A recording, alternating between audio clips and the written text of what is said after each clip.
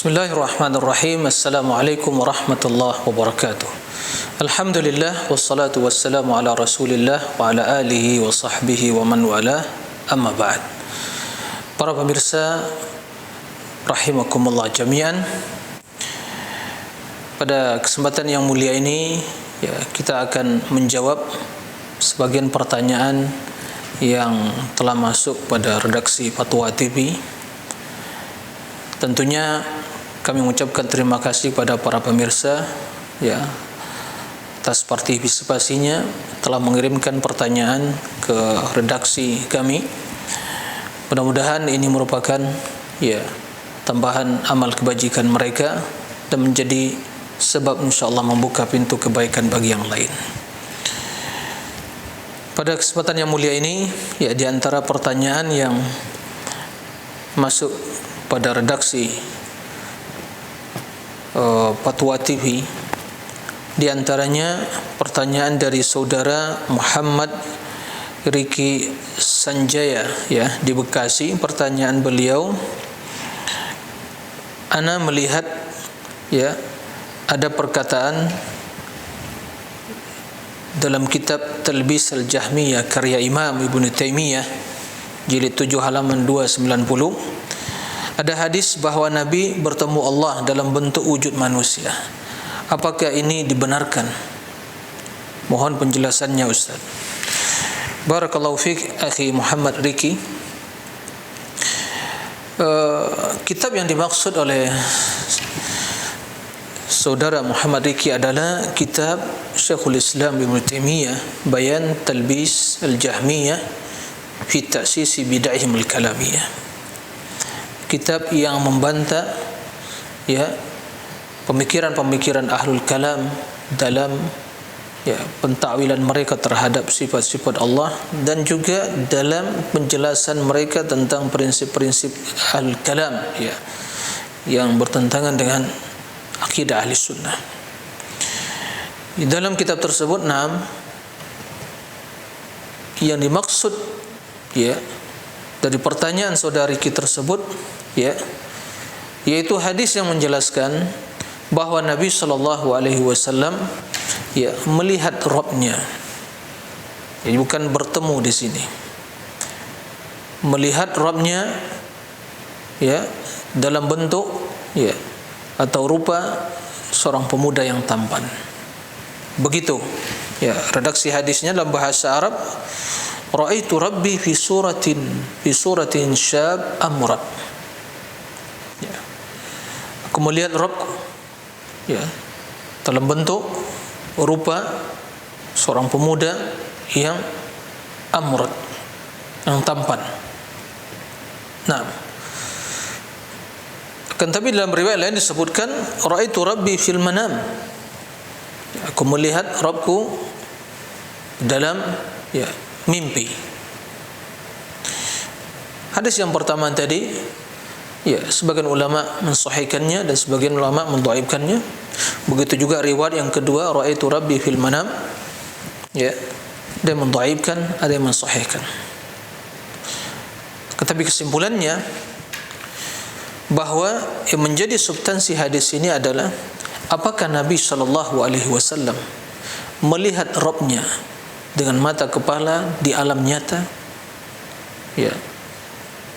atau Nabi sallallahu alaihi wasallam melihat Rabbnya dalam mimpi, fil manam.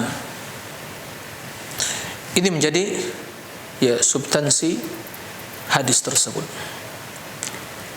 Ulama yang mensahihkan hadis tersebut itu semua menjelaskan bahwa yang dimaksud Rasul melihat Rabbnya adalah di waktu dalam keadaan mimpi, bukan dalam keadaan sadar, dalam keadaan bangun di alam nyata. Itu yang menjadi perhatian para ulama. Jadi mereka yang mensahihkan hadis tersebut termasuk Imam Ibnu Taimiyah dalam kitab Talbis Bayan Al-Jahmiyah fi Ta'sisi Bid'ahim Al-Kalamiyah. Beliau menjelaskan bahwa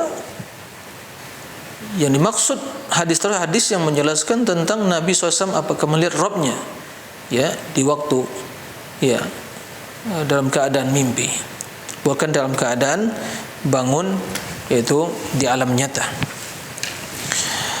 Nah, oleh karena itu, untuk lebih jelasnya saya akan mengukil perkataan Imam Ibnu Taimiyah dalam kitab yang disebutkan di atas. Kata beliau, wa kulluha fiha, riwayat hadis tersebut, fiha ma yubayyinu anna dhalika kana fil manam wa annahu kana fil Madinah. Semua riwayat hadis tersebut menjelaskan bahwa yang demikian itu terjadi di waktu mimpi. Wa annahu kana fil Madinah, dan itu terjadi di kota Madinah. Nah, ini yang dijelaskan oleh beliau. Dalam perkataan yang lain masih dalam kitab yang sama, beliau menjelaskan, wa hadzal hadits alladhi amara Ahmad bi tahdithihi qad sarraha fihi bi annahu ra'a dzalika fil manam. Hadis ini yang diperintahkan oleh Imam Ahmad untuk disampaikan, sungguh telah menjelaskan dengan nyata dalam hadis tersebut bahwa beliau sallallahu alaihi wasallam melihat Rabbnya dalam keadaan mimpi. Jadi jelaslah bahwa hadis tersebut menjelaskan tentang Nabi melihat Rabbnya dalam keadaan mimpi, dan ini tidak ada masalah, karena para ulama menjelaskan, bahkan dijelaskan oleh para ulama bahwa jika yang dimaksud, jika riwayat hadis yang menjelaskan Nabi melihat Rabbnya itu adalah hadis yang menjelaskan tentang Nabi melihat Rabbnya dalam keadaan mimpi, benar maknanya, tidak ada makna yang negatif dalam hal yang dijelaskan tadi. Dan oleh karena itu Imam Adz-Dzahabi menjelaskan, wa hadhihi ru'ya manam in sahhat. Ini adalah ru'ya melihat tatkala dalam keadaan bermimpi jika riwayatnya sahih.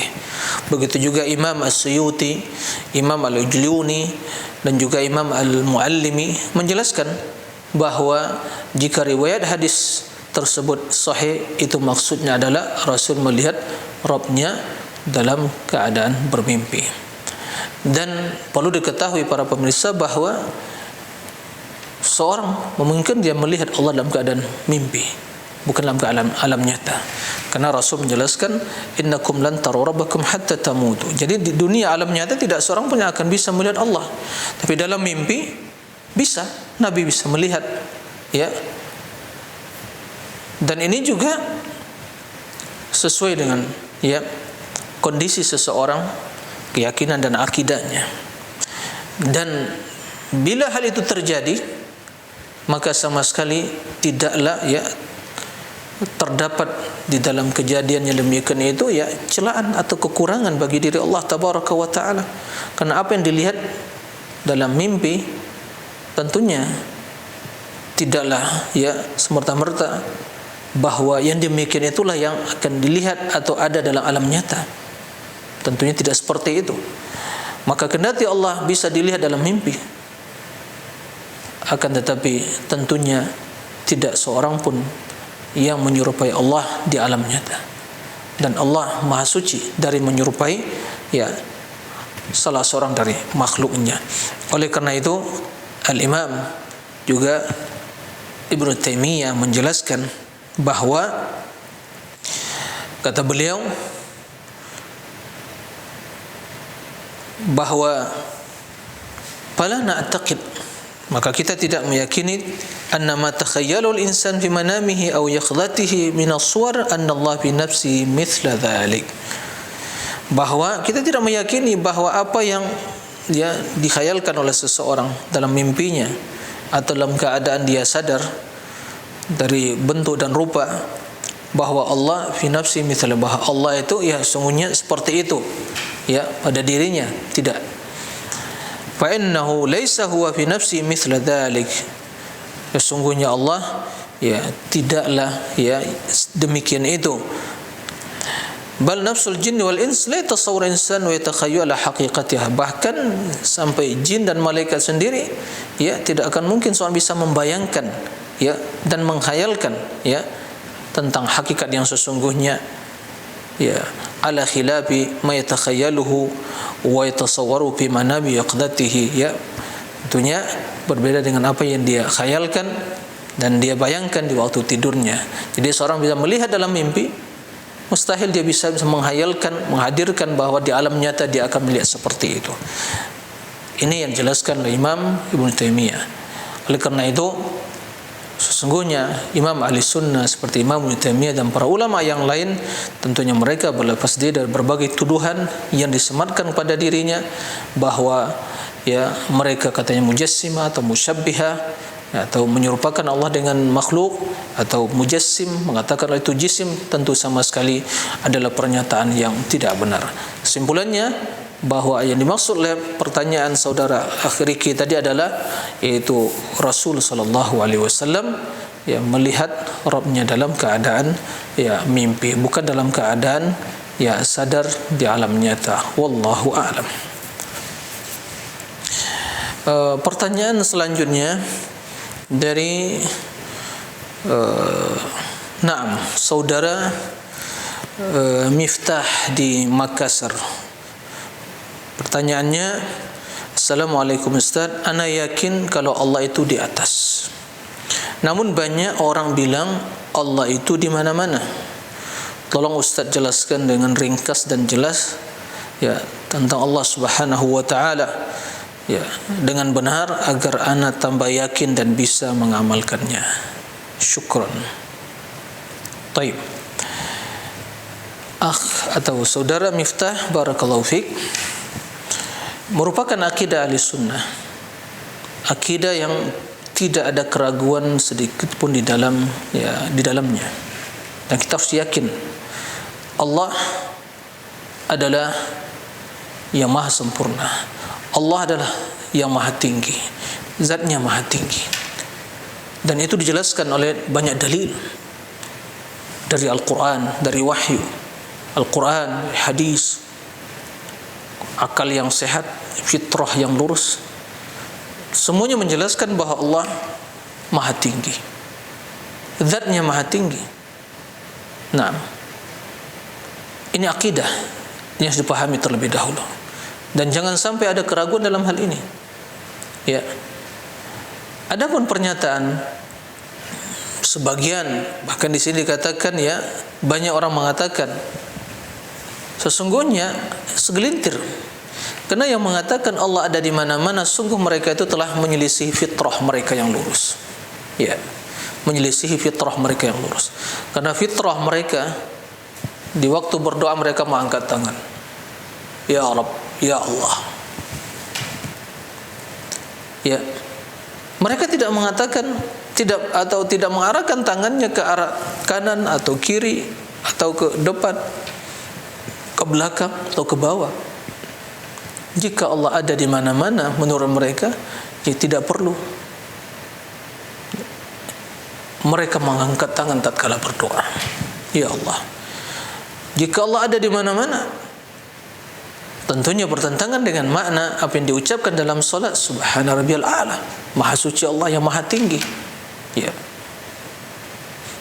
Jika Allah ada di mana-mana, tentunya Nabi SAW tidak perlu datang ke Baitul Maqdis, kemudian mi'raj, ya, sampai ke Sidratul Muntaha, kemudian turun kembali. Ya. Jika Allah ada di mana-mana, tentu Jibril tidak perlu naik. Ya. Tentu juga malaikat yang ditugaskan oleh Allah untuk ya memantau kondisi hambanya yang terjadi ya pergantian sip di siang dan di malam hari, di waktu subuh dan di sore hari, di waktu asar. Tidak perlu dia naik. Ya. Tidak perlu dia naik kemudian turun kalau Allah ada di mana-mana.